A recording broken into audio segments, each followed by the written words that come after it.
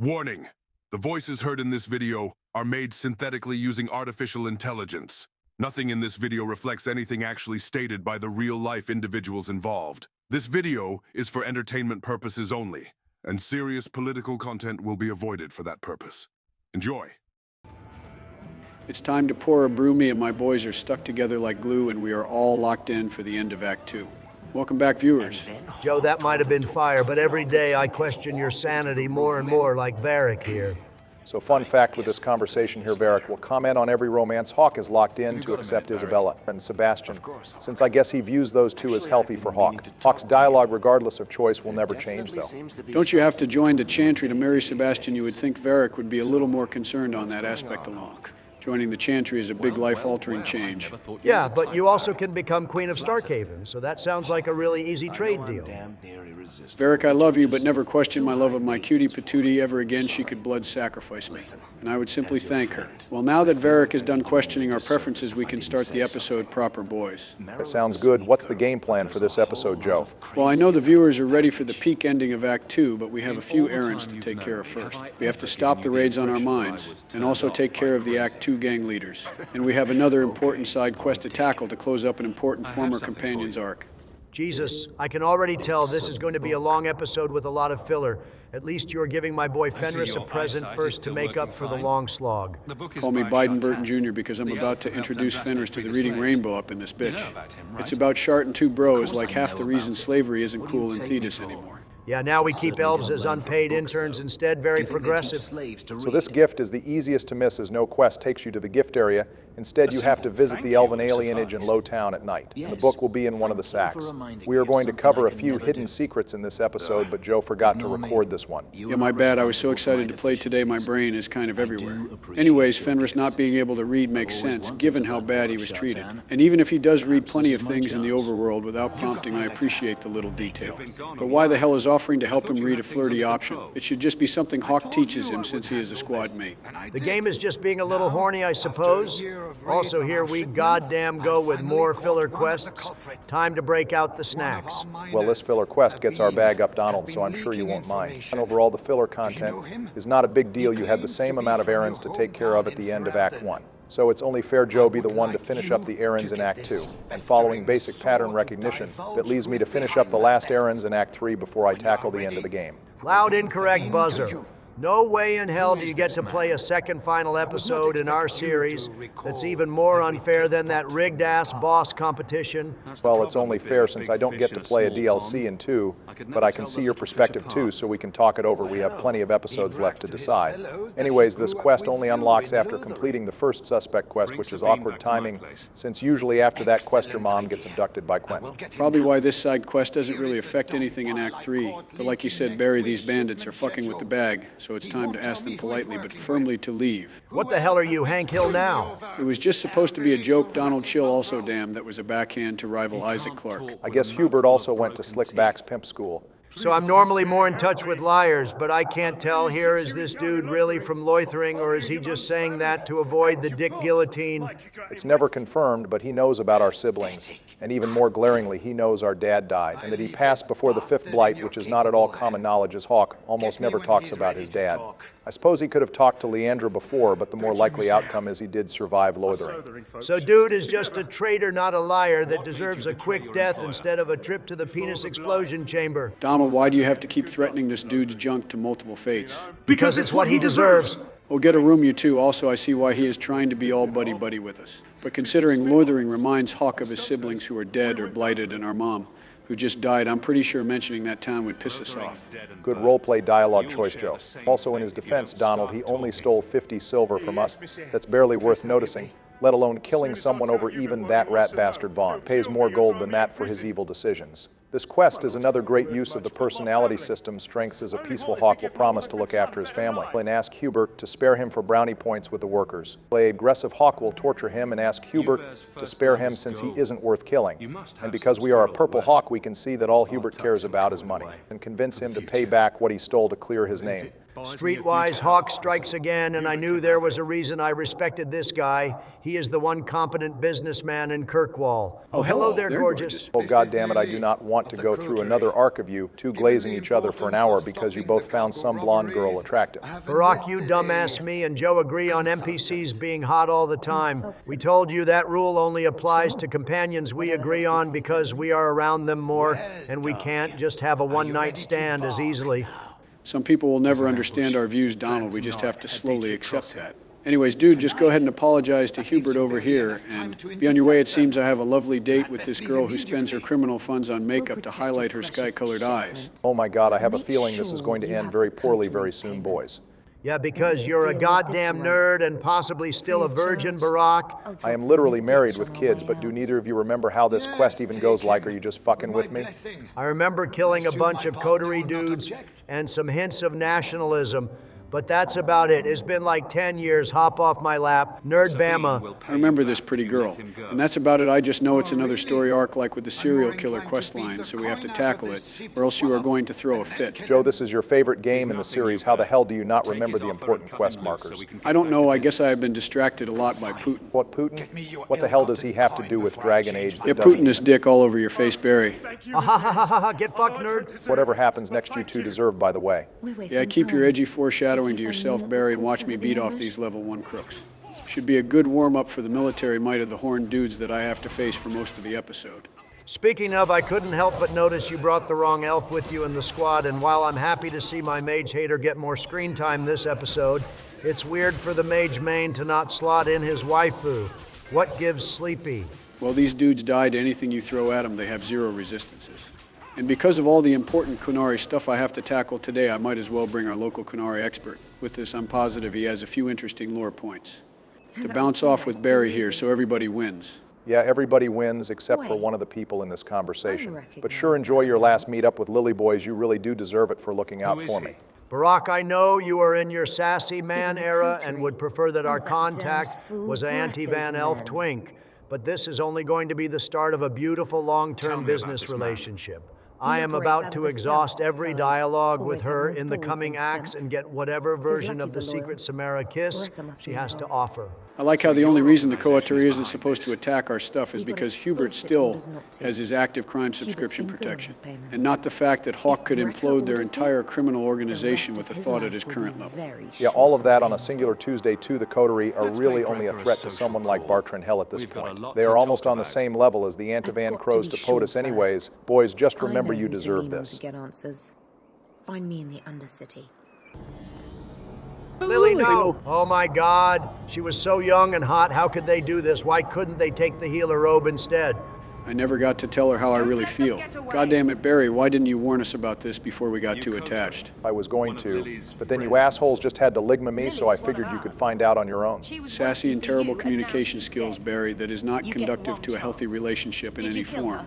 What the hell are you, a goddamn Reddit commenter on r/relationships or something? Joe, I love you, but you're the last person I need to take advice from on communications and relationships. Oh, wait a minute, Joe. This girl has some potential here. She's blonde like Lily and wearing the same chainmail. She doesn't have the same eye color as Lily, though, so it's not the same. The only way to make this right is to kill every single one of these criminals and paint Darktown in their blood for killing Lily. That's right, you robe-hiding criminals. This is what you get for killing our waifu. You fucked with a hawk that has nothing to lose and has demon-enchanted gear up his ass. You better pray to Sandal when we send him to you. You think you're a mage worth a damn, but you pissed off a mage who lost his eye candy. It's time you know pain and only pain. All right, we are definitely supposed to be doing this quest to stop the raids on a caravan, but I guess a blind revenge quest works too, whatever gets the experience at the end of the day. Looks like he has the same powers as the Tevinter Magisters from last episode. So you should have plenty of experience on how to deal with them by this point, Joe. And just watch out going up these stairs. There are a few yet traps on the stairs. God damn it, we have spent like 40 hours playing this series. And the stupid goddamn bear traps still exist to stun us for like 10 goddamn minutes in the fight. Honestly, at this point, I'm ready for traps to be gone in Inquisition, and the only traps that still exist are our own. Damn Joe picking aggressive dialogue options and hyping up Inquisition gameplay. Why couldn't you have pulled this during the 2024 debate? We could have actually shown America how cultured you are, instead of you being as lost in the head as a reaction streamer. All right, let's not get crazy now. I still like Dragon Age 2 more than any other Dragon Age. But I am tired of the traps, especially after 2 games of not having a dedicated frontline rogue on our team. Yeah, don't remind me, it absolutely sucks how the game we are playing a rogue and removes those key D&D rogue traits of clock picking, trap detection, and even advanced stealth in favor of faster combat. I know we still get parts of all of those, but they just aren't as nuanced as Origins, or hell, even Dragon Age 2.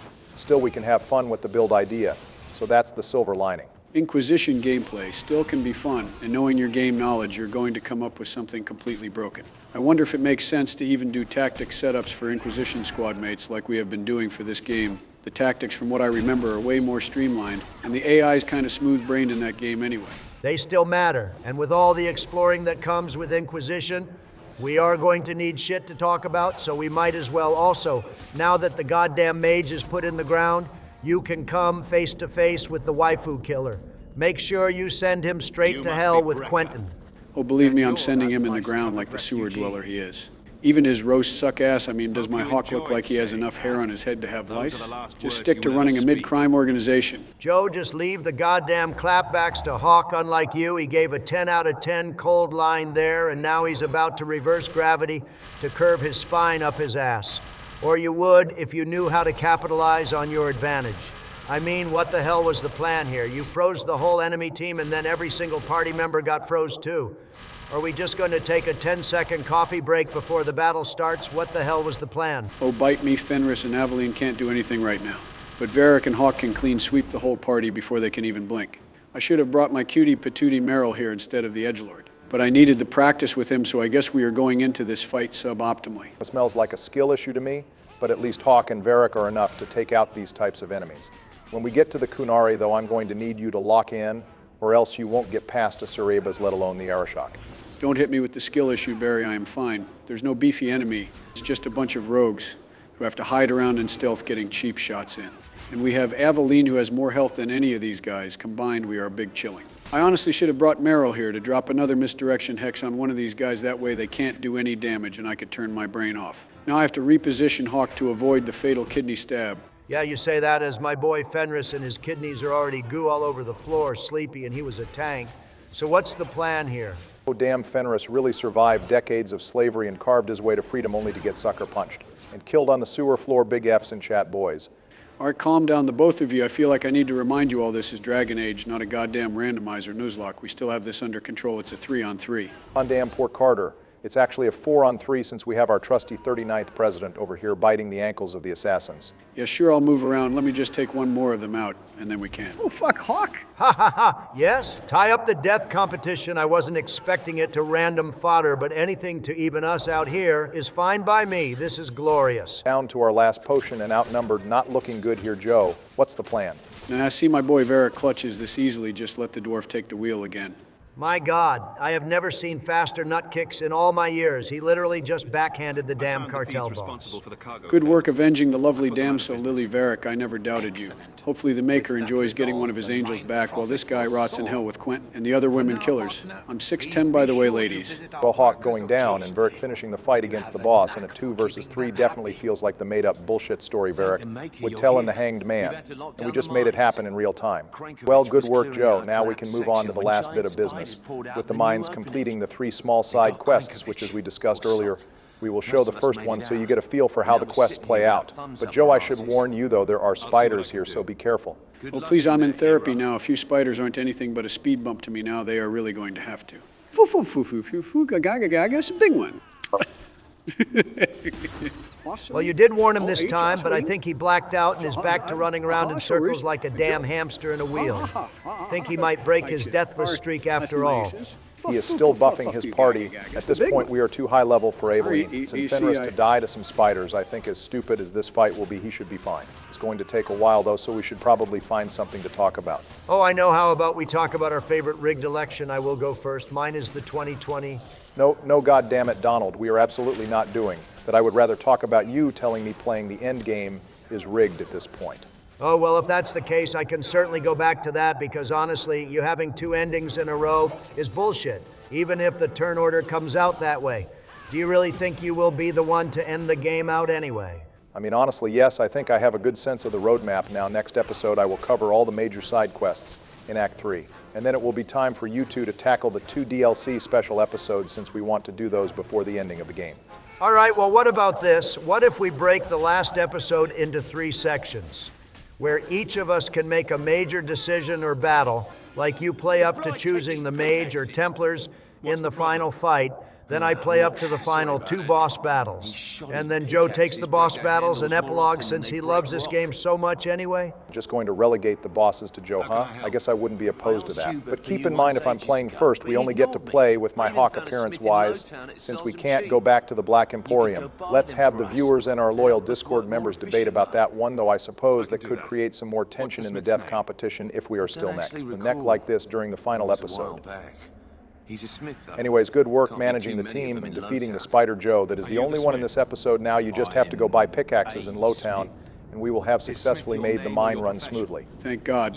Sorry, boys, I was only mentally prepared for the normal big spiders. That giant big spider made me almost poop my pants, I can't lie. Anyways, we have more than enough gold to help these guys get new equipment, so let's go see Smith. This guy must have been born to a blue-collar smith, and his job was assumed from the cradle.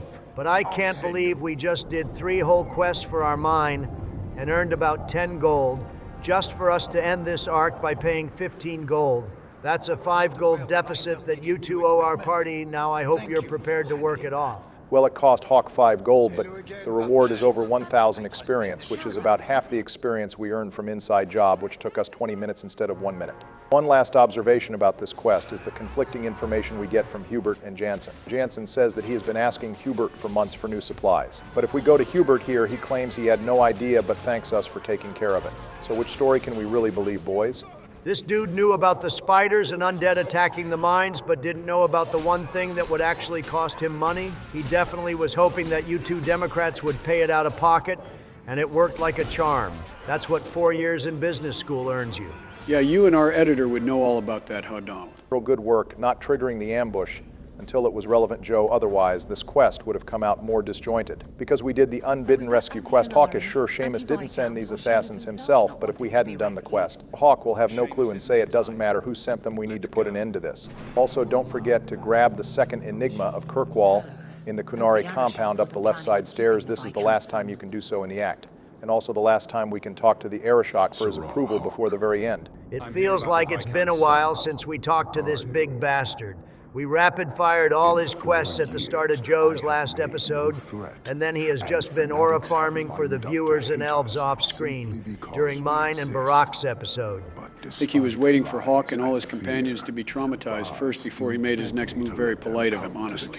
Arishock, I know you never made a threat to the Chantry, but you did say you could find the relic a lot easier shifting through rubble when we told you your dudes got captured. That is definitely a threat. He was just kind of hungry that day, and to be fair, Petrus and Varnell have been the bigger aggressors. Here they are, more so in the wrong. Yeah, we get it, big guy. The elves and teens with daddy issues hunger for your communist soup and unpaid work camps. But why don't you just hand over the dude back to his dad and we can give him back to you when you leave? He is a person, Donald, not a damn suitcase. At the airport, he's not going to just go with us. Well, he joined the Qunari, so isn't he basically property of the horned dudes now? That literally makes him the Arishock suitcase, I think. Well, looks like he left his suitcase at the Chantry. We better go pick it back up before it gets lost in the Chantry's baggage claim department. Oh my God, this is not becoming a thing.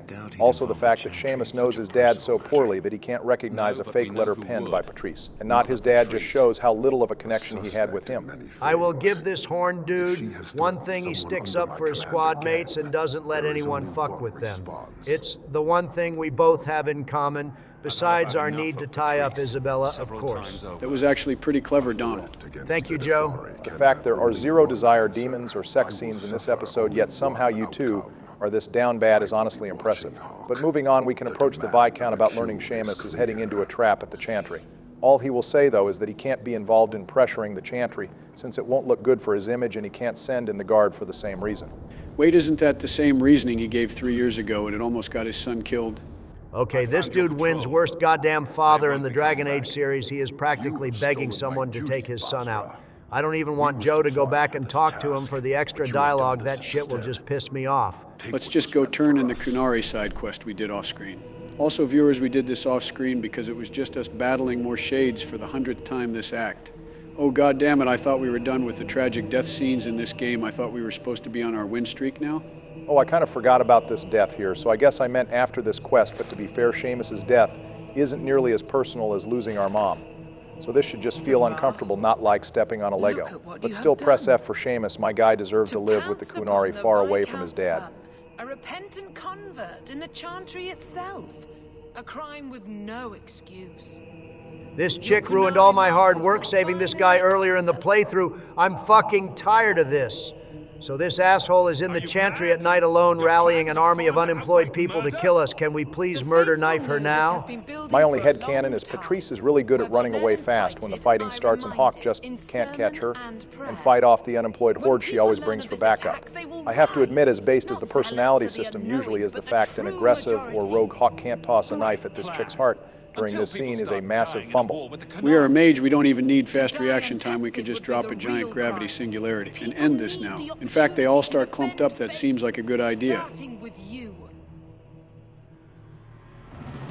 Earn your reward in this life and next. These heretics must die. Oh wow, that's so broken the game doesn't register you are in combat yet because you are too far away, which because of how Dragon Age 2's combat works means you can't activate any setup here. Also good work grabbing the Chantry History book, viewers. That is one of the 4 books you need for the Chantry Historian achievement. And one of the 2 books you have to grab during a certain quest, the other one we grabbed during Anders' recruitment mission, where we met Carl. The other 2 are just available anytime during the day in the Chantry in Act 2 and 3. This girl is really good at getting Templars to die in her dumb crusades. I'm starting to think the Templar Order needs some heavy restructuring or something, boys. Like Meredith and Cullen need to lock in and start offering Blooming Rose coupons or Morrigan body pillows because these holy knights are more scattered and distracted than squirrels in heat. Sounds like until they get that under control, we should support the mages, Donald. Joe, fuck off. That's not what I meant. I mean, we should take over this city and lead them towards a more righteous and focused path. Shit, I guess it is almost time to talk about the Mage Templar decision. And that's in both games, since I imagine we will be making that choice in Episode 4. There's something of Inquisition that's coming up quicker than I thought. We can shelf that a little longer, though, because I want to talk about the other outcome of this quest. We had sided with Patrice because it actually radically changes how this quest plays out. I would rather stick my dick in a cheese grater than agree with this girl on anything but go off, I guess. So if you pick the dialogue at the end of Act 1 saying we could have been allies, and then sided with Varnell in Act 2 to fight the Qunari, then Seamus will be dead when we get here. But Patrice will say Hawk gave her the idea that she needs to fight for her faith and ask Hawk to help her fight the Qunari who are coming for her. We can still side against her and this plays out as normal. But if we agree, then the Qunari hit squad will appear scaring the unemployed zealots away, and we fight the Qunari here again. Because we killed the hit squad, Patrice will still be alive here, but will still be excommunicated by Elfina for her actions. She then flees the city, but returns in Act 3 as a ally, and informing us she is rallying a schism within the Chantry because of their lack of action during the Qunari invasion. Now, obviously, no member of your party agrees with you siding with her, and you earn rivalry from Aveline, Anders, and Isabela for this decision. Siding with her has to be in that 1% of choices that players have made. Also not trusting this chick and firing her has to be the only other good thing Elfina has done in this series, besides helping Sebastian out, I guess. Therefore, like the 2 Elfina enjoyers in the comments, there's her praise for the series. Hope you hold on to it. To be fair, it's more praise than we gave Jory or Isold. What the hell was Petrus's plan here anyway? Like, I know Elfina is lazy, but she is not an outright idiot. Did she think she could convince Elfina that Hawk killed Seamus after we rescued him 3 years ago? And we were hired by the Viscount to bring him home. She was probably hoping that the Zealots and Hawk would just kill each other so she would be the only survivor. But thinking that a small mob of people wielding kitchen knives can kill Hawk is even more stupid than her original plan. This fight can actually be done solo, even on Nightmare. If we did do that, we could have had a hilarious scene after this quest where Hawk starts talking to himself for 2 minutes straight. It's a really awkward and funny scene. Will decide her fate. The Chantry respects the law, and so must she. Oh, hell yes, you're fired now, lady.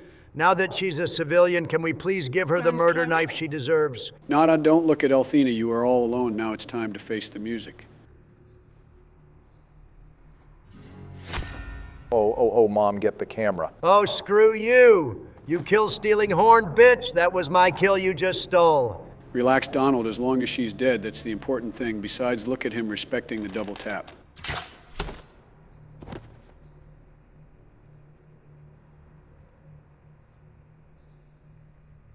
We protect those of the Qun. Nah, fuck that. I hope the members of the Quan protects your ass when I find the right curb to place you on, you tall bitch. Well, that's up to me. Not you, Donald. I'm the one who gets to take these guys out, remember.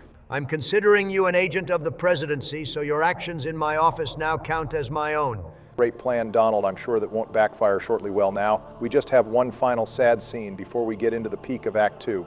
Damn, this scene is hitting a little too close to home for me. For some reason, I actually feel kind of bad for the Viscount.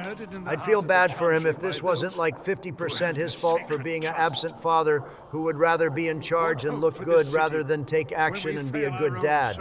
His son shouldn't have had to pay the price for that hell. I think we can all say he would have made a better leader than his dad, too.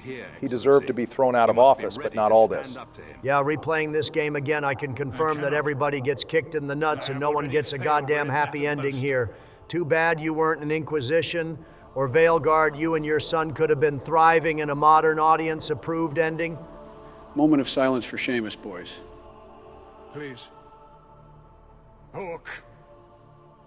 Leave me. This won't exactly ease tensions. The Viscount's son and Qunari Well, aggression that calls it would for have the setup, justified. boys. All we have left to do is the Won't cosplay end. gangs, and then we are ready for the Qunari invasion. We have one other side quest to tackle that I know our viewers are going to love to. Hold up, just texting someone back real quick. All right, boys, where is Sketch? We have to help him in honor of the true goat tug. Wait, that's what this is about, the dumb Bard song DLC you three played like a year ago? I thought we were about to do the base Templar bounty hunter quest, but instead, we are just simping for another robe. First of all, don't insult my beautiful bard Liliana like that, Donald. And secondly, this is an amazing tribute to Liliana's song, and one of Liliana's oldest friends, so we are all doing it. Yeah, besides the homie Tug died for Sketch, and we are going to let him sleep soundly with his base dwarven ancestors by keeping him safe. Yeah, viewers, if you're confused who Sketch is, you may have missed an episode in the canon lore of President's Play. So we will put up a link to that here. But this quest is a nice tie-in that also makes Liliana's song the canon story of her origin, as if you remember her story in the base game is a little different from how it goes down in the DLC, although that may be because of gameplay enrichment. Yeah, thanks, Nerd Bama. Look at my little mage guy go just phasing through the wall instead of running away normally. That's so based. All right, so how this quest goes is we have to fight around Kirkwall saving Sketch at 5 distinct locations from 5 different assassin groups. The 5 locations are the Lowtown alienage during the day, the Hangman at night, Hightown at night, Darktown near the elevator, and the Gallows. The Antivan Crows make sense, but who the hell are the Ravani Beards or Denerim Avengers? Oh shit, Tug Squad is so based that they are a Avenger-level threat. Do we get to meet Captain Dwarf or Fantasy French Hulk? George, do these dudes look like the goddamn Avengers? They are just normal mercenaries with basic bitch gear. While I respect the based Ferelden representation, these guys are lame as hell. What is the deal with them, Obama? This quest wasn't given by Sketch, but rather was posted by the Merchants Guild to prevent foreign assassins from operating in their turf. The reasons these assassins are attacking Sketch is far more interesting, as he implies that a storyteller is over-exaggerating his power, which has caused several contracts. Out for his name, mostly for bragging rights, it seems. Although it's possible the stories also insult the Crows and the Qunari, since they have also thrown their hat in the pool to try to kill him. This can all be taken by Sketch's greeting in the game, saying my reputation precludes me instead of precedes me. Preclude means to make impossible, which means his reputation makes it impossible to not be noticed. So wait, does that mean Liliana has been spreading rumors about Sketch? She is the only storyteller we know about? That doesn't sound like something she would do, though. She's smarter than that. Unless Lem or Silas started spreading rumors about him for no reason. It could have been Liliana. But remember, Marjolaine survived the encounter too, and it's only been 4 years since her death. She was a bard, and if she's petty enough to keep eyes on Liliana, she would be petty enough to watch Sketch too. I suppose it's possible it was someone else, or Lem making up stories, but Marjolaine seems like the most likely culprit. Also, don't these little guys have the same starting armor as POTUS did? Why don't you get your base dwarven archer in that regal gear? I would love some base dwarven armor to be in this game, George, but there really isn't any options. It's mostly just decorative armor that they give a few dwarven NPCs. We can't get access to it. Plus, that's heavy armor, and our dwarf is a rogue. That shit doesn't work. Well, then you just make a strength-based robe. Donald, stop metagaming and get creative with it. Well, Joe, now that you beat the dwarfs, go ahead and head towards the elevator. By the Poison Maker, there is a third enigma of Kirkwall there. The fourth and final enigma of Kirkwall is in the top right corner of the Chantry. During the daytime, we only have 4 more of these to find in Act 3, so hopefully we gave a few of you a guide.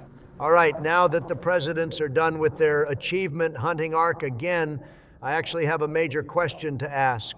We have had the damn pirate drip since the start of Act 2 when we were like level 11.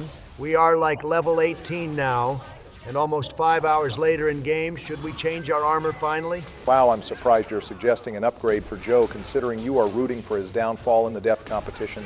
Look, normally I wouldn't help shit since you two rig enough things in this game, but I know there's no way in hell. You can rig the next fight coming up. His new armor is not saving him when he can get two-shot as a mage anyway. Forget it. This isn't Dead Space where I just rotate the drip every episode. I am not giving up the drip that I work for. And more importantly, that I share with my beautiful bard Liliana. Can't say I'm even surprised anymore by anything Joe does, boys. Also, I love that line about watching out for storytellers, especially when we have Varric right next to us. Yeah, that's a top-tier sketch line, and now he is safe for good. We can have a small cameo in Inquisition if we side with the mages. But we will cross that bridge when we get to it. Also, Joe, I know it's your episode, but it's 3-on-1 at this point. And if you look at the armor you have equipped now, most of your items. We're going to be like 1 or 2 stars out of 5 at this point. We are desperately due for some upgrades. I know I can pick up the champion mantle next episode, but still, I think we owe it to the viewers to diversify our armors. We only have a few episodes left. All right, fine, twist my nipples. Why don't you after I defeat all these cosplay bosses? And get the rewards I will put on Aldena's vestments, which we just got unlocked from the mage pack at level 17. It's kind of cool looking, and it's Ferelden based, which I know Donald will like. And his shoulder pads, which will match with the Arishock shoulder pads, so he can't hold those against me.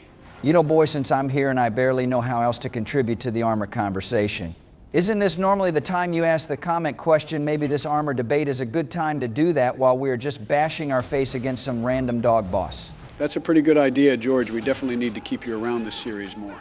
So viewers, I know most of the answers are going to be the champion's mantle, since that's so damn iconic. But even that one has 3 variants, so we should see a few different answers. Viewers, what is your favorite armor set in Dragon Age 2? It can even be DLC or a mod if you're feeling creative. As for me, I will get the most basic answer out of the way since I already revealed my favorite armor in this series, so of course it would be my favorite in this game too. The champion's mantle for the Mage Hawk is easily the best designed armor they have ever made in Dragon Age. From the balance of plate and hide to the exposed arm to show the Kirkwall tattoo too. And then the fur around the neck too, it's just a perfectly designed armor set. And easily beats out the other 2, which feel more over-armored or under-armored for the warrior and rogue sets respectively, and it's the box art armor for a reason, in my opinion. All right, Joe, as always, that's a heat argument, even if it is a bit too obvious. As for me, I have to give it to the messenger set from the Mark of the Assassin DLC. I think they got lazy with the other 2 designs, one just being a Chantry robe and the other being a less designed Warden armor. But the messenger being a chroma of the pirate robes with some added polish on the armor is very nice, and I really like the burgundy red they went with. It just looks amazing. I suppose a DLC called Mark of the Assassin would put extra detail for rogue hawks. I mean, everything else about this DLC feels designed towards a rogue anyway. All right, we are 2 for 3 on our armors being for our desired class, and I am not about to break that trend since my favorite armor is the regalia of Viscount, also known as the Grey Warden armor that we apparently get in the Legacy DLC, specifically the Warden variant. I haven't played the DLC, but even I heard that. They finally added Grey Warden armor that Hawk could equip, which is peak because it was so ridiculous that they designed pretty good drip for uniformed Grey Warden armor in this game, but didn't even give Hawk a chance to wear one, despite there being multiple Grey Warden quests in the base game. Anyways, as for the armor itself, even if it's missing the bright blue that the other armors have, the worn heavy armor and the Griffin wings more than make up for the lack of blue and create an overall peak armor design for the warrior mains.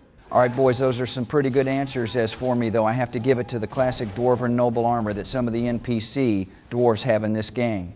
Even if it isn't available because they don't make them in human sizes, it's still an amazing reference to Origins and highlights the superior Dwarven crafts direct from Warhammer perfectly. All right, that's a respectable and dumb take on your part, George. Thank you for ending on that. Fuck you, Donnie. All right, thank you, boys. You all have some great takes, and viewers, let us hear from you what your favorite armor set in Dragon Age 2 is. You have a few good ones to choose from, so try to get creative with it. Our editor reads everyone, and his favorite will be featured next episode. But with that all being said, George, mind featuring our favorite comment from last episode? Sure thing, Joe. Our featured comment comes from our resident Lord Dumpin' Yapper, believe it. Good to see you back in the premieres now, too, who said their saddest moment in Dragon Age was the death of the human noble's parents at the hands of Hao and his henchmen in Origins. As someone who knows there's nothing more important than family having them all killed in a terrible betrayal as a sucker punch to the chest the first time around. And the classic setup to a D&D revenge plot. Also, you mentioned the whole glitch, which Barry gave me some notes saying that's a speedrun glitch where you can enter the Tower of Ishul early, which is pretty based, I can't lie. Thank you for your comment as always, and can't wait to hear your favorite armor set in this game. All right, well, I'm still killing the rest of these invisible sisters, which has to be copyright infringement of the Silent Sisters from Orzammer. Why don't we go over a few super thanks announcements? We probably will have to break these up in shifts since we are about to do some story-relevant quests, but we can at least start the train rolling. Sure thing, Joe. As always, I will start us off with some based human romances. No surprise to anyone here, but thank you, Auntie Jotasniemi, for the 100 European monies and a based as hell Mass Effect reference to support his waifu, Josephine. As always, man, you are our top donator, and we couldn't get these episodes out as quickly without you. We also have $10 for Josephine from our long-timer viewer, George Gale. These guys have almost single-handedly put Josephine to tie up with Solace and Cassandra at the moment, so this race is about to be very close as we reach the final couple of episodes in Dragon Age 2. Thank you so much for your insane level of support, and I'm honestly rooting for Josephine now too, since Mommy Morrigan is unavailable. Good shit, Donald. And we also have $10 from Sith Morak for Maidenless keeping the meme alive over here. Thank you, as always. For your support of the memes, which have now reached 4th place, believe it or not, and your constant support of the Dead Space Side series, you are the GOAT man. All right, we can shout out the other half of the super thankers later. For now, with the gangs all taken care of, we have a important cat fight to watch for the plot back at our manor. Looks like it's about time I take my leave then, boys, but next time the base dwarves are involved, you already know GW will be their peace. Later, George. Oh, shit, now that George left, let's get Bill in here. This is going to be a hot round 2 of the cat fight, and I'm betting money on Mommy Isabela. What drink should I order, and who's the father? Oh, damn, Joe, you brought more popcorn? No, I kept this in my suit from episode 7 just in case. All right, that's disgusting, but Hawk over here really just saved Isabela's life. No way Aveline in full plate armor doesn't take this one. You're just saying that because the viewers and Discord members were on your side? All I need is a few true believers of Mommy Isabela to capture the crown. If people start to think he can ignore the law, I need your help so this doesn't get out of hand. I'm going to die. Me when I over-exaggerate. Well, it did get our attention away from Aveline's political clusterfuck, so it was effective. Well, truthfully, I never got the dying part of her statement here. She found the relic, sure, but Castellian had 3 years to find her and still hasn't sent any more hit squads, unlike Daenerys. And spoilers after the time Skip he is in the city, but it's not like he got a hold of her before 3 years. This is probably just fear mixed with a little bit of selfishness on her part, but she has been a close friend and more to Hawk until this point, so it makes sense we tackle this. Well, maybe it's connected. What? Aveline was not about to let that important point go using her guard captain skills here. That little zoom in with Aveline is always funny to me. It's like our editor placed his own editing into the game here. I have to admit, though, Aveline's issue is far more pressing criminals using the Qunari as a get-out-of-jail-free card seems like it could blow up fast. With there being no Viscount now and crime happening every 5 seconds in Kirkwall. Who the hell cares? We have every other day to execute some elves right now. Our pirate queen needs a shiny, and by God, she is going to get a shiny. It is admittedly a huge problem in theory, something that if the Qunari are going to do, then they need to be escorted out of Kirkwall. However, in the case of the elves, their crime is completely justified. And honestly, if their crime was something like stealing, I doubt the Arishock would take them in. Honestly, the dude is so pissed he might be petty enough to just recruit criminals to spite us. So I know both of you would bite my ass off, so I'm not even going to propose it since Donald loves Isabela. And Obama wants the story exposition, but what happens if you refuse to help Isabela or hell don't even bother recruiting her in the first place? You get your old ass dunked in the White House toilet is what you get, you sleepy fuck. All right, calm down, don't make me get the hose. But if you refuse Isabela here, she leaves the party for good, telling Hawk good luck saving the world since it's so important to you. We don't get any further information about the tomb or how we can resolve the conflict. And you don't even get Aveline approval for this decision, so just like killing Gascard after sparing him, this is the flat-out wrong decision. Just like praising our Lord Sandal, you should always put your faith and trust in Mommy Isabela. It leads to true happiness and rewards. Okay, I wasn't kidding about the hose Donald, but at least that wasn't Gunnar territory yet. If we never recruited Isabela, Aveline will come to Hawk's manor alone. And the only dialogue that changes is Hawk is more surprised to see her, since he doesn't overhear the argument. And Aveline gives a little more insight into the Viscount's mourning and Aveline having to take over more responsibilities before things get out of hand. Probably Aveline not. will also reflect your current approval rating with the Qunari. They won't Kind of leave the funny, even if compound Aveline is forever. annoyed as hell with I really Isabela, do she hope approves this of helping helps, her out with because this if it quest. doesn't- It's probably I think because their I like team up having this became thing on so my mind. iconic over this playthrough. Well, I know you threatened Change is Donald with the happening hose, tonight but you in a might want to low-town pass that family. over to me, Barry, since I know there's 2 scenes coming up that you need to control too. Oh, Mommy, you wouldn't need to ask me to roll over on my back and let you crush me with my thighs in your compound. If you keep suppose you insulting think my he desired planned the demon entire gooning, thing. but let this shit stand, I'm gonna Considering start what it's led rooting to. for the egg instead of Come on, Josephine Seeker. or Cass I'm Barak. not going to Now sell screw this, Hawk both of short, you need a fire but extinguisher or nobody hoses could by have far not foreseen the enough. way that Anyway, would why go the hell down. does Cassandra not know Or what do you happened with the still think Arishock? I'm lying The to Deep Roads protect my expedition. friend? In the Mage Templar There debate are makes sense. There were elements very of few this story survivors that weren't squad make mates. sense. But the whole city And you witnessed the couldn't have battle, known including about them several otherwise. nobles witnessing Hawk dealing with the Arishock. That's a Well, relief. Joe, you have to remember that But the that average doesn't person is a mean pretty you're telling terrible me witness on everything. specifics, I especially want this something that story happened to be 4 years told. ago.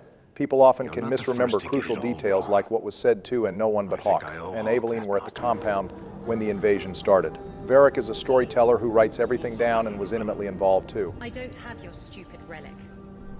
Wait, hold up, Sten. We are fighting the ball of anxiety, thank God. We finally get a chance to kill him after calling POTUS callow. No, Donald, you racist, that's not POTUS's friend, that's just his rank. The real Sten is probably a Karsten now, as in a few years he's going to take the old Arishock's title. I can't even fault you, Donald. Me and all these Discord members thought we had to kill our Sten. Just to help Isabela the first time around, I mean, they really waited until a crucial plot moment to even bring a Sten. And that's after this game kicks you in the nuts with the All That Remains quest and Seamus Death quest. I thought it was just another belt notch at this point. All right, I can see what you mean, but no, our Sten even flat out says I am a Sten of the Antaham, and the Arishock explains the ranks of the Qunari decently well. The Arishock only just sent out a Sten because that's probably the highest rank he has on hand besides Arborate. And they got a lead on the relic they are looking for, so this is important. All right, I just looked it up, and even the wiki, when you search Sten, just shows the ball of anxiety, not this guy. So even the goddamn wiki thinks the only Sten is the one that POTUS helped cure his anxiety to become a world leader. Well, now it's time to yell at Isabela because, goddamn it, all of this death is like 20% her fault. Yes. About that. The relic belongs to the Qunari, and there's a I would go small chance hire they want stealing it from the back. military dictatorship is obviously a terrible idea, and she is from Riven. She knows firsthand how dangerous and scary these guys are. Okay, yes, it was a bad idea, but counterpoint one.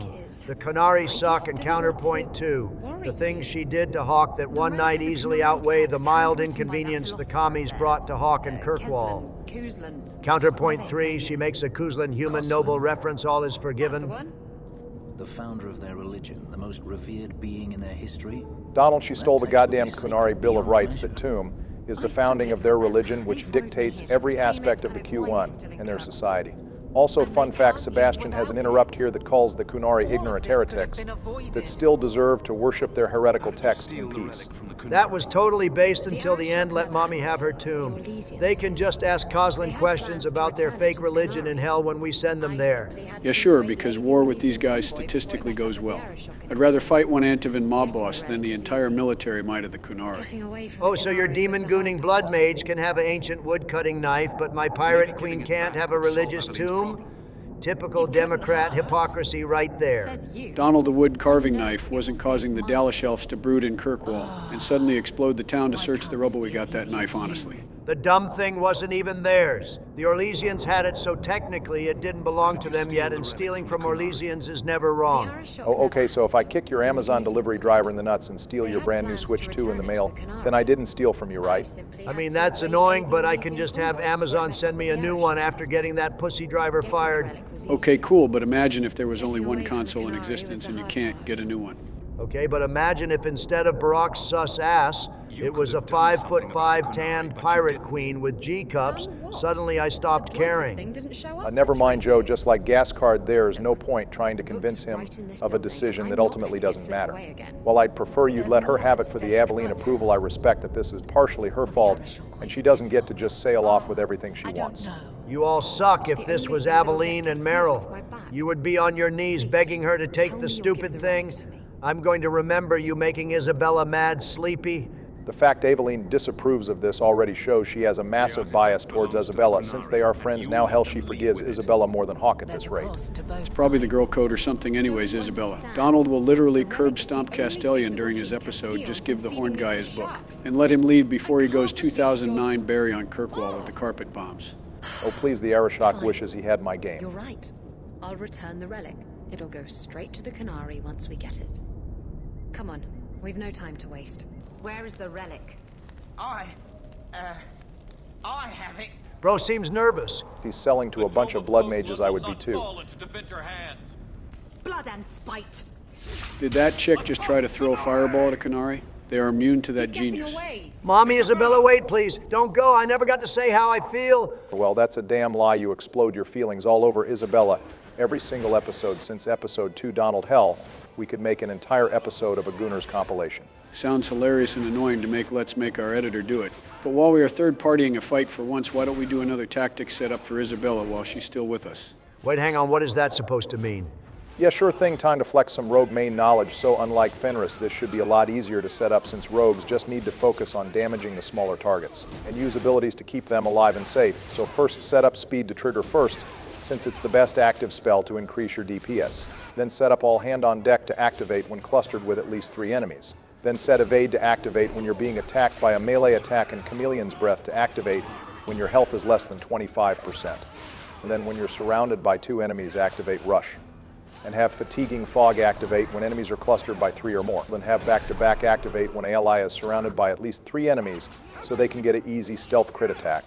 Then just a few final setups to increase your damage output. Have Backstab trigger when attacked by melee to reposition, then have Chameleon's Breath. And Fatiguing Fog activate when being attacked by elite or higher to debuff the higher ranked enemies. If you're wondering why more swashbuckler spells are not on here, it's because they are mostly underwhelming. Or they need to be manually controlled. They don't work when they are activated through tactics, since they slow down your damage output. Honestly, my best suggestion is just max out hands on deck and get all the stat buffs. Good shit, Barry. Let's go check to see if Isabela got her relic. I feel so nervous, boys. I don't like this. Well, looks like the thief who lied to us throughout the whole game lied to us again. And now we have to try to stop the Qunari with our dicks in our hands. I know Aveline is crying inside right now that her bestie left without saying goodbye. No. Mommy, Isabela. No, why is she gone, boys? I hate this stupid game. I don't want to play anymore. Why couldn't it have been Meryl? You let it all out, big dog. The last step of grief is acceptance. Let's try to work through all the stages now to focus on peak. Get the hot pirate back now, or I swear to God I will blow up the state of Delaware, you blighted dementia patient. Okay, first off, you are greatly exaggerating what you can do. You are a guest here. And secondly, if I couldn't even do that as the presidential bomb expert, you have a long way to go. Just stick to fantasy churches or something vengeance. Besides, threats aren't going to do anything to help bring her back. All we can do is deal with the horned guys. And hope we can get the best ending after a quick stop to re-equip and get paid for killing the cosplay bosses. It's time for the end of the act, boys. All right, as much as I hate everything going on in the game right now, I'm excited to see you get clapped up by the horned guys and watch them all die at the same time. So I am staying so I can get entertained, nothing more. Plus, I'm praying to Sandel that Isabela will come back, and the enchantments have never let me down before. It sounds like we have some stakes on the ground, boys. You love to see it. The elves are now Fidethari. They have chosen to submit to the Qun. Anyways, the first cool thing to notice about this scene is that for the first time all game, the Arishock's weapons are drawn and at the ready.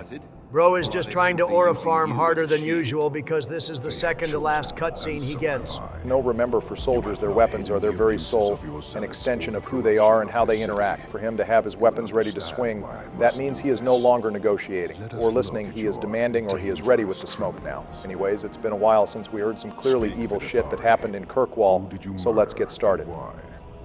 A city guard forced himself on our sister. We reported him, or tried to. But they did nothing about it, no matter what we said. So my brothers and I paid him a visit. All right, this is basically a lighter version of what happened to the big back werewolves, except instead of a curse, these guys went John Wick on them the old-fashioned way. Seems like a wash to me. So I would defend Aveline here, but I realize I'm not an impartial party. Yeah, hey Aveline, remember how you didn't want Carver in the guard because he is undisciplined? Well, how do you explain this shit? So fun fact, the Dragon Age 2 demo gave Carver guard armor after the first year time skip, so it's possible he would have originally been a guard with Aveline. I get vigilantism is not a good way to run a society, but you and Hawk are the last people that should be judging taking the law into your own hands when our family is harmed.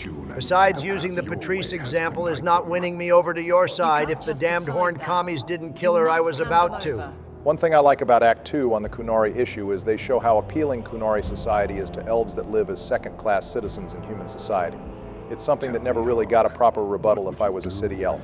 And I couldn't pull myself up by becoming a professional mercenary or Grey Warden. I would probably join the Qunari too. At least I won't get racially profiled or worse by the Qunari. Stay and remain blind to this dysfunction. Guys, why do I hear boss music? One solution. Arishok, there is no need for...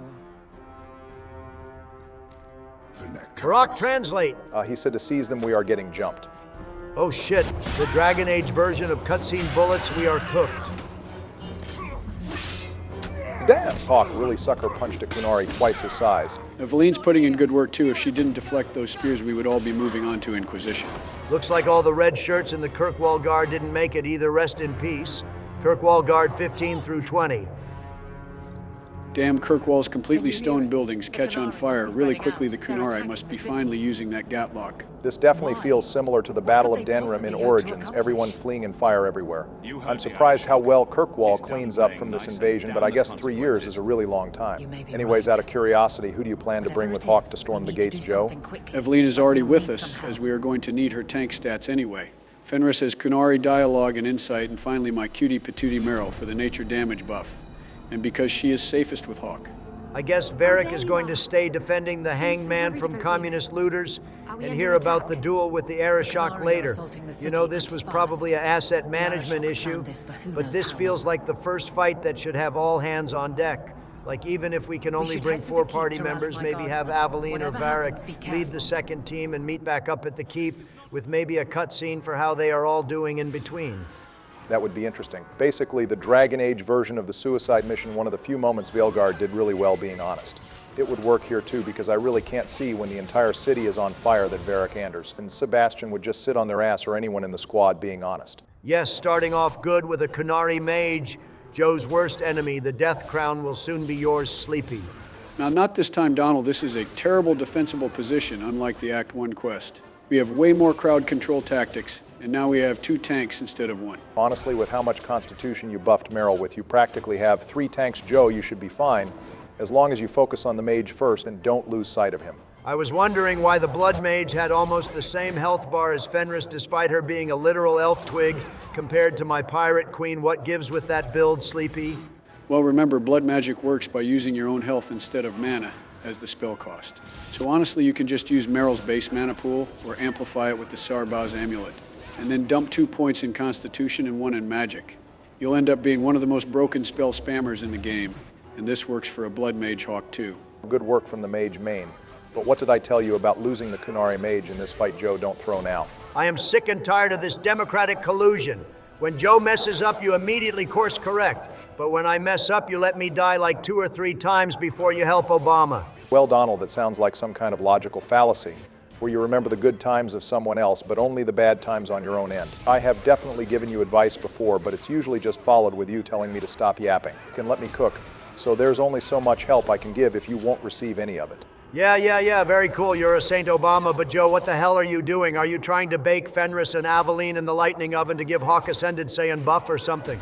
Eat my ass, Donald. The mage is almost dead. I just want to keep him there. And if friendly fire worked on the goddamn enemy team like it worked for us, this fight would already be over. The mage is basically already down. Why don't we cover a few more super thanks, boys, starting with you, Barry? Yeah, sure thing, Joe. So thank you to some based Cassandra support. Thank you for the $20 from Corey Radcliffe for my muscle mommy. You're on a 4-episode donation streak. And I'm really thankful for this support for my girl Cassandra as well. We also have $10 from Vadia Shepard, who said their saddest moment was the reveal at the end of Veilguard, which is a definite strong contender on the list, I can't lie. Hopefully we can get to that scene in a year or 2. Thank you both for your support, and don't forget, when leaving a super thanks or super chat, to list the waifu you want that donation to go towards. We will ask you anyway if you forget, and it's cool if you don't want to participate, but it just lets us thank you properly when you do. We also have some Solus support, which is as common as rain in April at this point, so thank you for the 50. And $20 donation from Robert Wadsworth for his favorite egg, as well as 10 European monies from Awoken for Solus as well. Robert over here is going to be difficult to beat since he has the longest donation streak for his chosen elf waifu. And shout out to Awoken, who is a very strong supporter as well, an active Discord member. Yeah, he might be difficult to beat, but the human supporters of our Discord are still gonna make it hard for them. Right, boys? Thank you for all of your support. You all have massive, massive schlongs.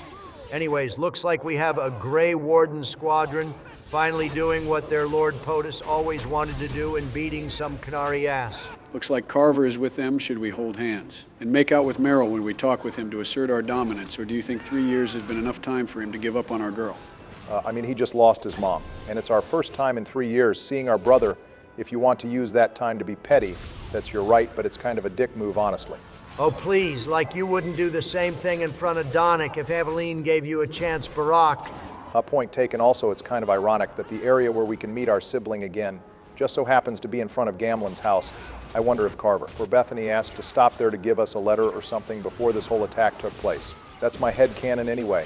I'm still annoyed we have French Commander Stroud here instead of someone from Awakening. Hell, seeing him here reminds me I still wanted Alistair to stay in the Wardens because we could have had him here instead. Joe, from what I remember, no one agreed with you on that. It was the most unpopular position in our series. Everyone loves the base king Alistair, and it's even part of the Bioware canon to appoint him as king. The only thing that changes is a little bit of dialogue from Stroud, which is kind of crazy, because there's no way Alistair wouldn't help here unless Bro is hardened staying in the Wardens by default. I think that's more so Alistair just following orders. Remember, the guy isn't the best at standing up for himself. So if the Wardens told him no distractions, he's pretty likely to follow it even if he doesn't like it. But you two will be happy to know that this is the last time we will meet Stroud in the series because of our choice to spare Loghain in the Landsmeet. We are going to meet Nathaniel in the Grey Warden quest next episode, then Inquisition. Every scene that had Stroud in it will be Loghain instead. What the hell is Carver's deal here? We gave Bro an amazing new job and he is acting like more of an edgy teenager than usual. Somehow I knew it would be you. Carver. Hello, big brother. Fancy meeting you here. I get enough of this shit from my own kids. I don't need it in my video games. This scene is especially strange if you have already done the Legacy DLC in Act 2, where you have a heart-to-heart with your sibling already. Unfortunately, the developers didn't account for this. But regardless, if Bethany or Carver is in the Grey Wardens, they will be cold to hawk during this scene, likely because they don't enjoy being in the Grey Wardens, and feel like they were forced to be a part of the Order thanks to their older brother. For Bethany is far more depressed about being in the Wardens than Carver, however, as Carver gets around to enjoying the military lifestyle the Wardens offer. He is more so just mad right now Hawk didn't give him a choice. Seems kind of dumb, but he did just lose his mom, so I guess I will give him a pass this time. What's the item Stroud randomly gives us Barry? He gives us the Ring Warden's Promise, which increases our damage, crit chance, and magic resistance, really good for a warrior. If Alistair was here, however, he would give us the amulet called the Sacred Heart, which used to belong to the hero of Ferelden, apparently. That amulet is slightly stronger, increasing attack instead of magic resistance, while also boosting crit chance and damage. The amulet isn't worth not putting Alistair on the throne, though you should only do that for the dialogue enrichment. Take this. It's dangerous to go alone, my mustache says to take this. Crazy when the random French dude is nicer to Hawk than his own sibling. Well, for now, Carver is brooding. But I will tackle the Grey Warden quest next episode to work out our feelings, then Donald will tackle Legacy in his next episode to fully cement some Hawk family bonding. Make her watch over you, my friend. Oh shit, there's more enemies on this side. I had no idea. Oh wow, looters, I didn't know that Kirkwall had a healthy liberal population. I guess it really is a city after all. Oh damn it, Donald, what part of political content is avoided for that purpose do you not understand? Do you need to write down that part a few times like Bart with the chalkboard? It went away with my pirate queen. Until she is back, you are only going to experience Demon Donald. Cancel me, I don't care. I'm just here to watch Joe get clapped up like he deserves. Well, you are going to be waiting a while longer because it's not about to be at the hands of some looters taking advantage of the Qunari uprising to get some new TVs and speakers from the Kirkwall target. Let's skip ahead here to Hightown. Well, you missed us killing a bunch of elves, so kind of a L take from Joe. But other than that, you didn't miss any deaths. These Qunari are easy as hell if a mage isn't carrying them all the time.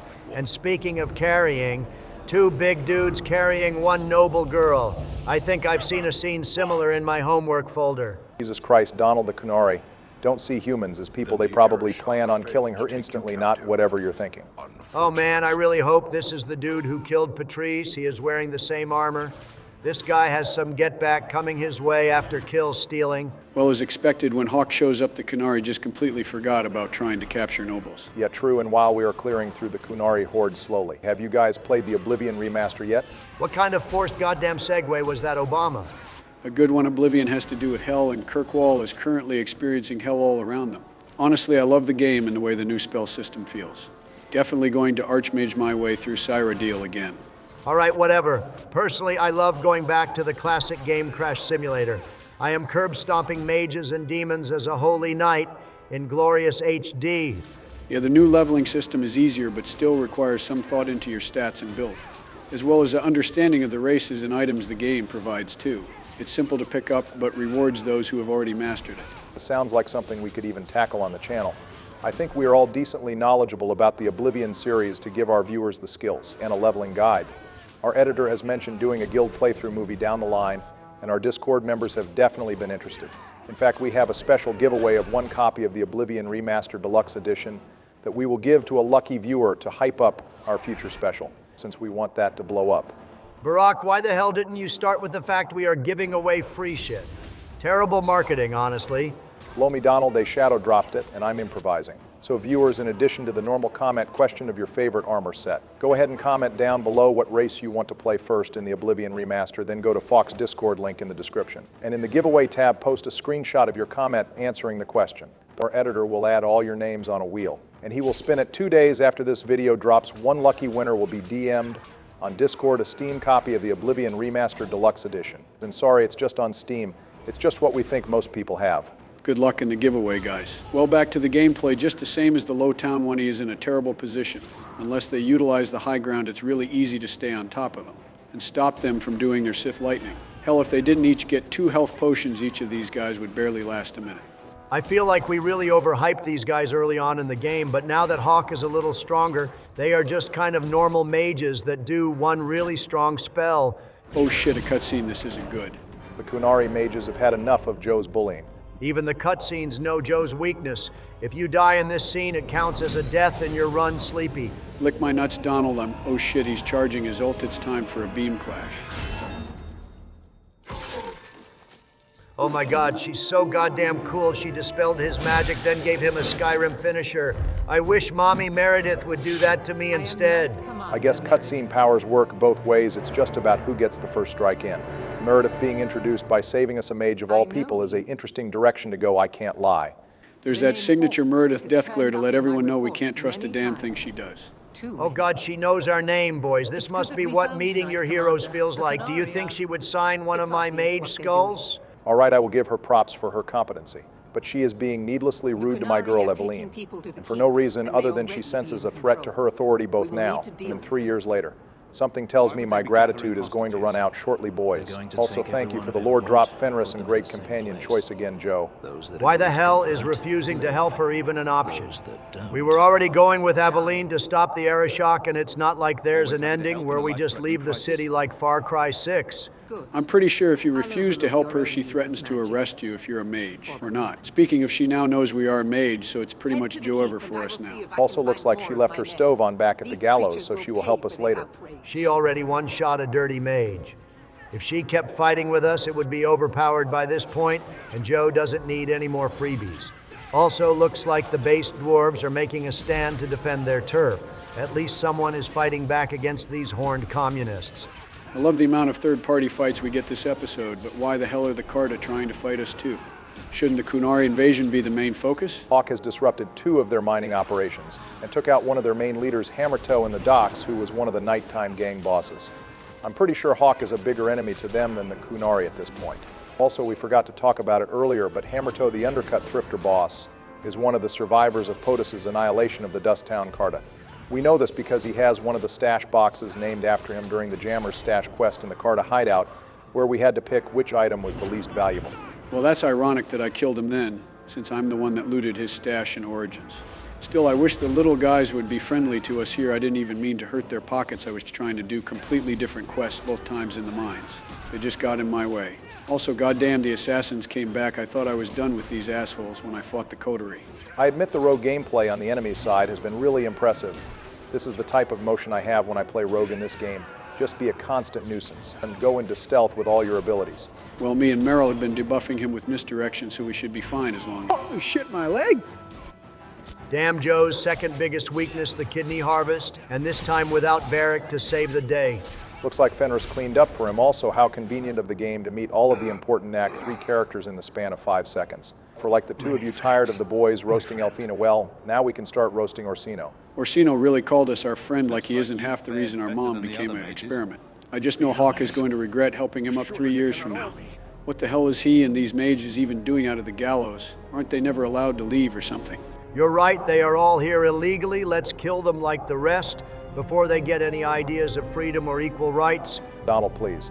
I'm pretty sure Orsino and the platoon of mages were brought here with Meredith on her orders when she saw Kirkwall catch on fire, because mages are a powerful military resource and this is an emergency. Also, if our sibling joined the circle as a mage or a Templar, this is the scene here where we would meet them instead of with the wardens. Although the greeting there is pretty lackluster, Hawk really doesn't give more than a hello. All right, boys, the Templars and Mommy Meredith are finally here to take charge. It's time for the Templar mains to once again save the burning city. Oh boy, I'm so happy the two leaders who are supposed to be in charge can't stop arguing like 10-year-olds over who's in charge. I'm glad I have to be the one to resolve this. It's not like we have an invasion to stop or anything. I can't believe I have to pick this option, but I think I'm going with Meredith. Oh, really, Joe? Care to say that again? God damn it, yes, Donald, feel free to glaze the obvious paranoid chick more. But I am sure as hell not picking Orsino. And Meredith at least has the military leadership and the troops at the moment. It's the more obvious choice. This choice doesn't really matter other than it earns us some Meredith approval, which determines who gives us the quests in Act 3. There should have been a companion choice to pick Aveline as the leader of the group. This is her jurisdiction more so than any of us as captain of the guard. I'm pretty sure barring the Viscount, she has the immediate authority, although Meredith would step over her in a heartbeat. You're not subtle at all, Barack. I know you just want to roll over and follow Aveline's orders even after all those weeks of therapy you said you went to. Honestly, Barry, I'm surprised you aren't creaming over Meredith the same way you do over the other muscle mommies. She certainly is strong enough to crush you with her thighs and commands a position of authority. She's batshit crazy and behaves like a 12-year-old hall monitor when she doesn't get her way. Her maturity overrides everything else, which is why I don't like the Morrigan or Liliana romance in Origins, if you remember. Yeah, we all know it's because you would rather be railed by an elf instead, Barack. That's still the gayest thing I've ever heard in my life. I don't care, cancel me. Anyways, Joe, you need to throw yourself into the Qunari meat grinder now, Mommy. Meredith gave an order. She has 30-some years of military experience. And the most she comes up with is charging Dick first into the fight. I am already regretting putting her in charge. We are going to go with Orsino's plan. It makes way more sense. With what we know about the Qunari. For good pick roleplay-wise, Joe, we know how much these guys hate mages firsthand. Seeing one will literally cause all of them to shit bricks and want to kill him. All right, nerds, we get it. The options don't really matter. But charging head-on is the base Templar way and how POTUS would have resolved things. So we might as well get some aura points. Now trust us, Donald, this scene is peak. Just give it a chance. I know we have been shitting on this quest, but I am honestly so hyped for the final fight now. Cutscene spells are so powerful, bro, is one-shotting Qunari with fireballs, even though they are immune. If only we could have cutscene spells more often.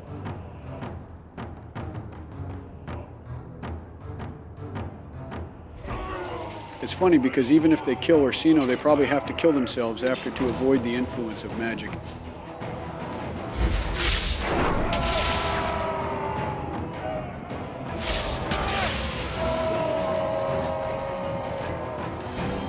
With any luck, we will hear Orsino crying and some distant Qunari kicking in a moment that would make this choice really worth it, despite losing out on all the experience. Well, I'm pretty sure we will be max level before the end of the game. So we really don't need to squeeze out every single drop of experience anymore. Donald, also, goddamn, it looks like a Saw movie happened in here.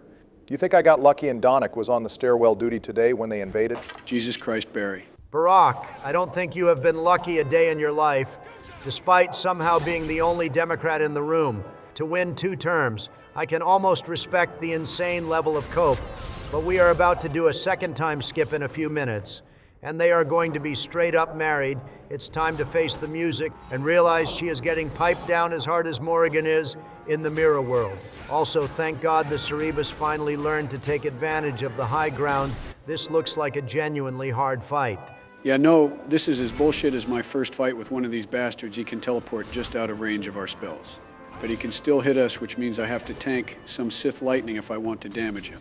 Thank God everyone's tactics has a mage focus so we can put some pressure on his ass. Yeah, you should be fine, Joe. You already know what to do to stop these guys in their tracks, and the other Qunari are practically a non-issue. Just don't lose track of him again.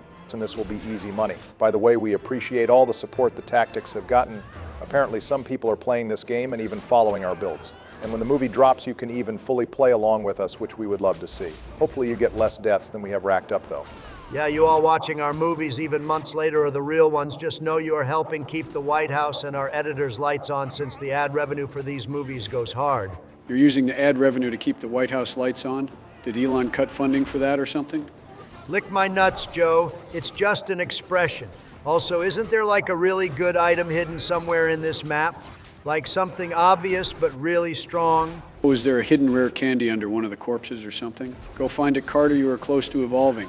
Joe, please remember what game we are playing, but yes, Donald on the corpse in the middle. On the stairwell, we get the seal of Kirkwall, which gives defense armor and health regeneration. After this fight, we should take a moment to go through our inventory. To equip Hawk for this final fight, we are going to need to maximize the amount of physical damage he can take, even with the amount of health potions we still have. No need to do that, Barry. I have a fully thought out plan to breeze through this fight, regardless of what we have equipped. And let's just say it's something no one expects, not even Donald. Wait, what the hell does that mean, Joe? There's no way you have a plan to get up these keep stairs, let alone a plan for the Arishock. And what the hell do you mean you can breeze through this fight no matter what you have equipped? All right, Joe, I don't know what you have planned here, but good work killing the mage. That's the hard part out of the way. So why don't we cut ahead for a moment to equip the seal on Hawk and see if I can help you out with the final build here, since this is going to be a long fight regardless of what we do anyway. Wow, how smart of Bioware to predict the hardware limitations of the Switch 2 Dragon Age port and copy and paste all these nobles in the room. Good callback joke, Donald. Thanks. That was really dramatic, but ripping off the head of Baldy's basics doesn't really change things. Hell, it might have made him smarter. Yeah, poor guy, at least he gets to see his son again. Or not, we aren't really sure on that fact yet. The Qunari really don't handle back talk well, it seems. Remind me not to ask the Arishock for McDonald's. Oh God, here comes the daily communist rantings. We get it, dude. Just like Obama, you read Karl Marx to pick up women. Why don't you seize the means of production on some bitches? There's too much to even unpack in that statement. But even if the Qunari aren't communists, the Arishok may have been influenced by a few of his books. What's good, Arishok? That was a nice villain speech. But just a warning, the last tyrant who gave that kind of talk to me ended up being permanently deported to France. Truly a fate worse than death. For good motion, Joe, but hopefully you don't get stage fright like last time. No, that's impossible when all but 4 of the characters look the exact goddamn same, plus there's like a third of the people here that were in the land's meat. If we had not earned the Arishok's respect here, we would have to fight more of his guards to prove our worth to speak to him. Befitting the Arishok is giving you props, Joe. You are the one that did most of the work to earn it after all. How would you see this conflict resolved without it?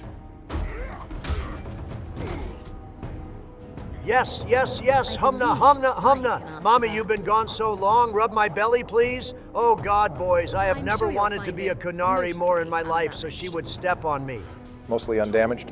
Did you spill nug sauce on their ancient tomb or something? Actually, with Isabela, I don't want to know where any stain came from. I'm so happy she's back. I was worried when Joe wouldn't let her have the relic that it was all over.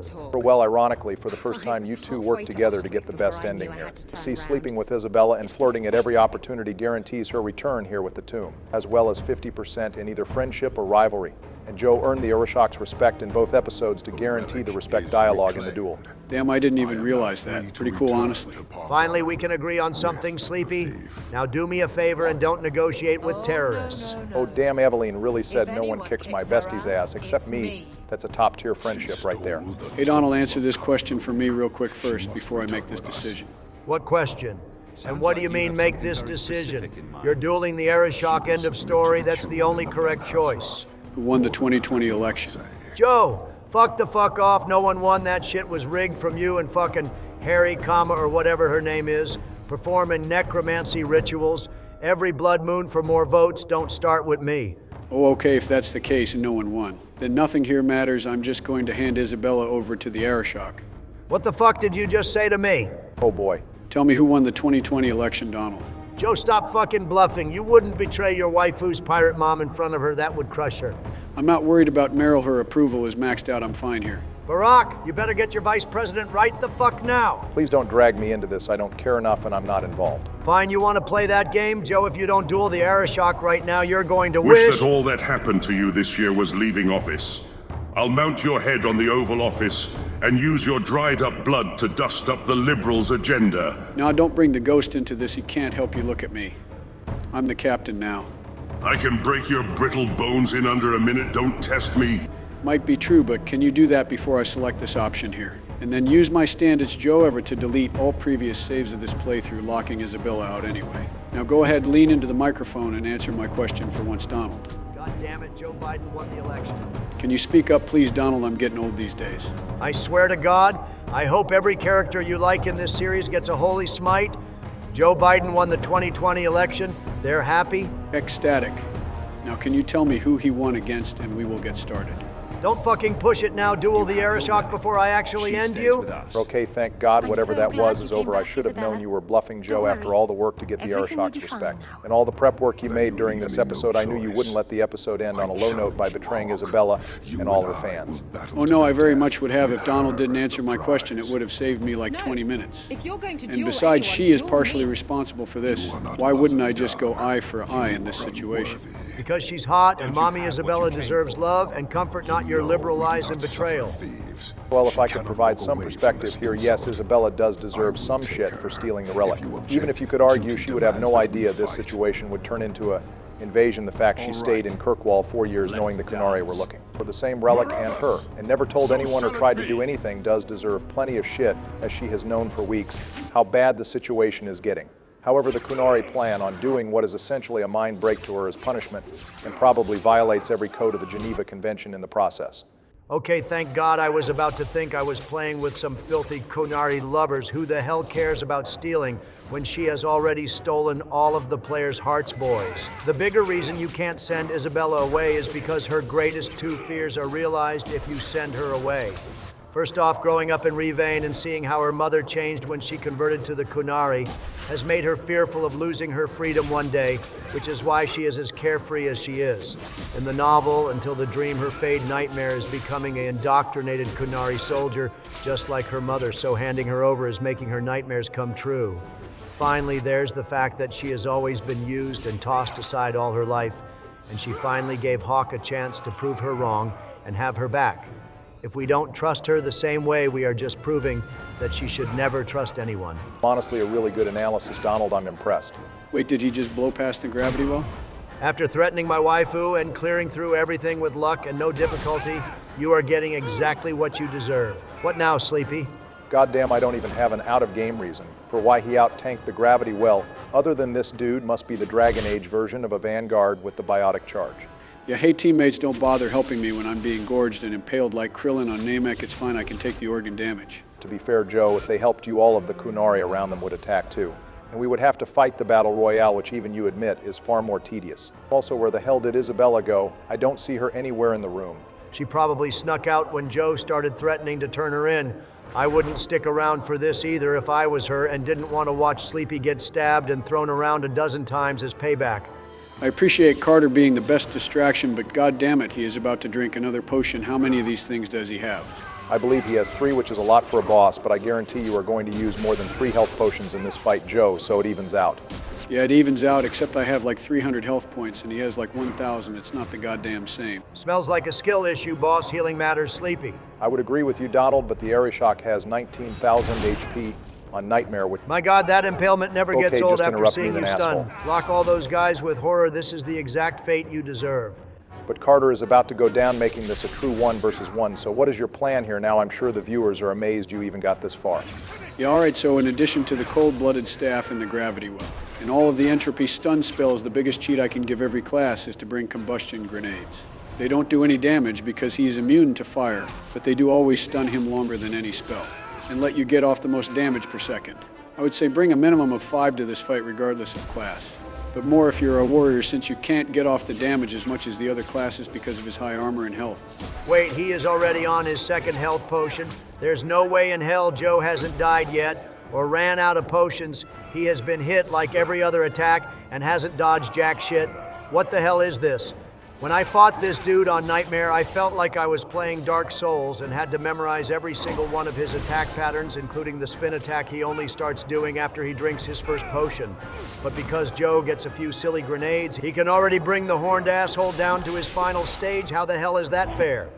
Well, Donald, like Joe said, this fight varies in difficulty depending on your class, with Mage being the easiest, Rogue being average difficulty, and of course Warrior being the hardest. All of them can still buff themselves and use the grenades to their advantage. But because Warriors have to get in his face to deal damage, the best strategy a Warrior can have is to build as much stun and knockback immunity as you can. Then play like Donald implied and learn the right moment to dodge attacks. It's never felt better to be a mage main boys than this fight here. I got to play my favorite class in the game, where mages are arguably at their weakest in the series, but still get an easier time with one of the top 3 hardest boss fights, which earns me my Deathless episode. This is the best feeling. Joe, don't spout that Mage is a weak class bullshit. This just proves that it's brain dead to play, and I can't wait for you to start struggling with Inquisition when you don't get a class that permastuns enemies and actually requires gameplay knowledge. Bring it on, I'll use my charm to win every fight Deathless as a cutie patootie elf girl. All right, we are going to move past the idea of Joe playing a female character, since that's not even confirmed yet in the romance competition. And let's move on to a little bit more lore on what happens after this attack. As good of a villain as the Arishock is, and despite how hard of a fight he put up in this duel, there was really no happy ending for this guy. Even in his ideal world where he captures Isabela and brings the tomb with him to Parvalan. Isabela ends up escaping during the ship ride back home and even stole the tomb back as well. The Arishok, having lost captive of the thief, is executed upon his arrival back home. Damn, Bioware really wanted to put the ball of anxiety in charge. At any cost, this dude's fate has been sealed since we found Sten's sword in Origins. Even if he had brought Isabela back, the attack on Kirkwall was likely against his orders from the other two, the Triumvirate, and it wouldn't have ended well for him. About a month after the Qunari attack on Kirkwall, the Oricune and the Origena traveled to Kant Ayar in Riben, the only Qunari settlement on the land of Thetis, and made a public statement before a crowd of Chantry officials, diplomats, and Riben seers denouncing the Arishok's attack on the city. Whether this was just them lying to save face or an actual sign that the Qunari aren't quite as war-hungry as previously thought remains to be seen. Honestly, the Qunari are pretty consistently an enemy. This was probably them trying to prevent war from breaking out before they were ready to fight back. Wait a minute, he only ever used 2 potions. What the hell is going on? So not only is Joe unbelievably lucky, but he is hacking the game too? Get fucked, Donald, I am the champion now, but at least you still hold the death competition crown. Look at his health bar, he is literally 1 hit away from meeting Patrice and Quentin in hell. I think he damaged the Arishok so much at one phase that it blew through the health threshold he was supposed to drink his last potion. I know the grenades really carried Joe here, but the build. And the kiting were safe, and by the book you genuinely cooked today, Joe. I'm proud of you. It's not the bombs that are carrying him, it's the Rottweiler on steroids that is Carter. Not only is he immortal, but apparently the Arishock has a deep primal hatred for Carter since he likes killing dogs more than a 10-year-old or some shit. I admit Carter is AMVP in this fight, but he only switches priority to him after I cast Mind Blast at the right time to switch his target to someone else. The fact mages and rogues have the ability to drop aggression is another reason this fight is way easier with ranged classes instead of warriors. Anyway, peep this last hit now. Spoke too early, Joe. Now he is about to toss your salad. I'd pray this is a death here, but I know better now. Okay, he was supposed to die back there because now it's awkward, but whatever. All right, boys, this was a final boss ended in 0 deaths. I want both of you to say it with your chests. Boom, easy money. Absolutely abhorrent that you pulled a victory out of your ass through broken mechanics, Sleepy, but you still have your DLC episode to catch that crown again. I won't be in last place in another goddamn Dragon Age game. We shall return. Yeah, sure thing. Good luck in Legacy, by the way, Donald. Anyways, Arishok, good duel, but unfortunately those dying words don't really mean much even 20 years after you die. The Qunari have been pretty quiet on the whole invasion front. You know, some part of me thinks that is Sten's influence since he didn't want to meet POTUS on the battlefield, although that may just be cope. If you didn't duel him, instead of letting him bleed out, here you do another class-specific execute, which is pretty edgy, I can't lie. Well, say what you will, but the rest of the Qunari honor the terms of the duel and sail home with no protest. I'm more so surprised Murdoch let them walk out of here unharmed. None of these dudes were mages, so they had nothing to fear. Also complain about Mommy Meredith if you want, but she is the one who ultimately gives you the title of champion, and deserves proper respect for that alone. Pretty sure all these nobles would have voted for us to be champion too. But since she is going to be in charge for a while, I will give her the only amount of praise she is owed, and say thanks for the promotion, big girl.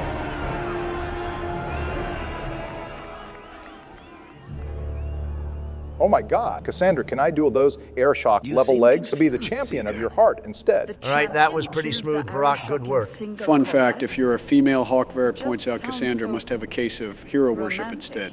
And if we had given Isabela to the Arishock, Cassandra flat out doesn't believe that version of the story. Based, even Cassandra doesn't believe Hawk would side against the hot pirate for the cult of shirtless oxmen. That's why I'm for the human romances and Inquisition first. Damn straight, Hubba Hubba. I also think that Varric's version of the Arishock duel is what started Cassandra to become more interested in Varric's stories. For the romance plots, which is another reason it's the flat-out correct decision. Unfortunately, Cassandra is still being pretty vague about what situation she is trying to uncover, even though we only have a few hours of main story content left to get through. God damn it, just hit me. We are on the last act, and this act is only like half the length of the other two. We are nearing the end, but we still have both the DLC episodes to get through during Joe's. And your next episodes, and those will be the longest episodes to date, so I wouldn't say we can see the finish line until we reach that point. Well, another gorgeous book opening sequence, which means it's time for another 3-year time skip. I wonder what all our companions have been doing. I'm sure all of them have made amazing progress to their life goals in 6 years. A fine title. Every noble at the keep owed the champion their lives. He wasn't just a hero. I like the snake staff they gave the elf here. They couldn't be more in your face that we can trust this guy. Well, somewhere in the world, a bald-headed elf has just woken up from his millennium-long nap with his uncharged orb and is about to spin a web of lies that would make the presidential race seem like a truth bomb. Explains why Meredith needed to be on guard more and why the blood mages grew some balls for once in their life. The more they resisted, the tighter she squeezed. After 3 years of that, it all came crashing down. You know, I always thought this scene didn't make much sense. Like, why would Hightown nobles care what an elf mage has to say about anything? But given how many mages are in Hightown after everything we saw in Act 2, I imagine everyone in this crowd is either a mage or has a kid who is a mage. Well, as dumb of an idea as this was on Orsino's part, I have to admit he makes a decent politician notice how he almost never brings up mage oppression, and instead just talks about how Meredith is ruling unopposed as a tyrant. It's something that affects the nobles, not him personally. Yeah, because she is the only one that can. Mommy Meredith, put a stop to this balding bitch, please. I like to imagine Hawk was just picking up takeout for Merrill or something, and right before he got home, he got dragged into a goddamn political debate. Well, Dragon Age 2 always make sure you know about the major plot of each act. And that includes Act 3. Hell, this time they gave you a little warning by introducing Meredith. And Orsino, right before the start of the act, to already get you thinking about the situation. I would say it's because the writers really wanted to lock you in, but it's actually because Act 3 is only 3 main quests, so we have to go at a rapid pace now. This is where that 16-month development time really starts to show. That also means Act 3 has the most cut content, something I can heavily get into next episode. Sleepy, you're being more neutral than Switzerland right now? I thought you would be glazing the mages left and right. Are you finally respecting the holy aura of the Templars for once? No, it's more so I hate both sides here and think that both of them should just step down and let Hawk or Aveline rule the city. I get Meredith was basically ruling even when the Viscount was in charge, but you can't just expect her to lead the city and the Templars at the same goddamn time. I'm hesitant to say his name, but couldn't they let Bran take over the city temporarily until another Viscount is elected? He was Dumar's right hand. He should have some authority. You have to remember Dumar was Meredith's puppet, so Bran at the end of the day is still victim to that. He also isn't exactly willing to take charge, as he would rather maintain his current position as seneschal. Ironically, regardless if Hawk is elected Viscount or not, when Hawk leaves the city, Bran takes up the throne during the events of Inquisition by unpopular vote, since he is the only noble left who knows the protocol. Obviously, he hates this position, and it's why he gives up and willingly becomes Varric's seneschal again when he takes the Viscount's throne. According to that trespasser Slide Varric, and Hawk really do make the best ruling tag team in Kirkwall. I already know there was far less crime and protest when they step up, probably less Qunari invasions too. All right, I love Meredith, but her not wanting to even consider Hawk for Viscount is a massive fumble. Regardless if you like us or not, we are the biggest political influence in Kirkwall besides Meredith and Elthena. Did she not die at a blood mage's hand? Jesus Christ, she really pulled the dead mom card to try and win a political debate. It might have been mean as hell, but that was a pretty good line, and Meredith does have somewhat of a point. Kirkwall has a really bad blood mage problem, and she is the only one doing anything against that. I'd rather have goddamn curfews than have my mom captured and experimented on. Well, that's great, Donald. But there's definitely a middle ground that these two aren't going to bother seeing, and And I'm not about to give her any more credit, so I'm about to just call both of them out for being assholes. I'm wondering where we are on the approval scale of Meredith versus Ursino. It determines who gives us one of the main quests, and a lot of the Act 3 dialogue. Even if that's all there is to it, I'm curious how it will play out. Holy shit, do not adjust your screens. Elthina is spotted leaving her Chantry for the first time in over a decade. I wonder if she's just confused and sundowning the same way Joe does on Wednesday when he thinks he's back in high school and asked Liliana to go to prom with him. Donald, I told you that in confidence, asshole. And I trusted you with the safety of my pirate queen and to rack up some deaths in this episode, so I guess both of our trust is shattered now. I literally warned you in the first episode not to trust Donald with any secrets, Joe. That was entirely on you. My Paragon attitude is my undoing once again, I guess. Either Meredith was having a very good day today, or she has a fetish for old women. Calling her a good girl, take your pick. It's sad to see a strong Templar tuck her blade between her legs just because some old lady told her to. We definitely need to free these guys from Chantry control in Act 3. Elthina is going to try to say that she doesn't hold any real power, which might be technically true since she's not elected by the people of Kirkwall. But do not be fooled.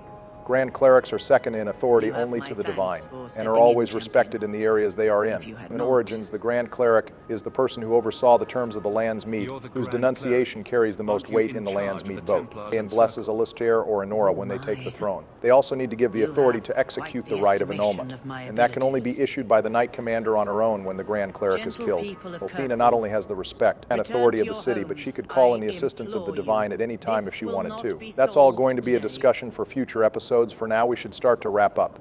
Viewers, you better all agree with how free the mage class is. After this anticlimactic ending, and also free my girl Isabela, we almost lost her. Yeah, you cry about it, Donald. Viewers, thank you all for watching my first Deathless episode in Dragon Age 2. Don't forget to leave your comment question on your favorite armor set in this game. And answer the bonus comment question for a chance to win a free copy of Oblivion Remastered Deluxe Edition, as well as a like to thumb my ass, and a subscription to stay up to date when the next video drops. Next episode, I am going back into Dead Space to find a distress beacon before we start the next Dragon Age cycle again.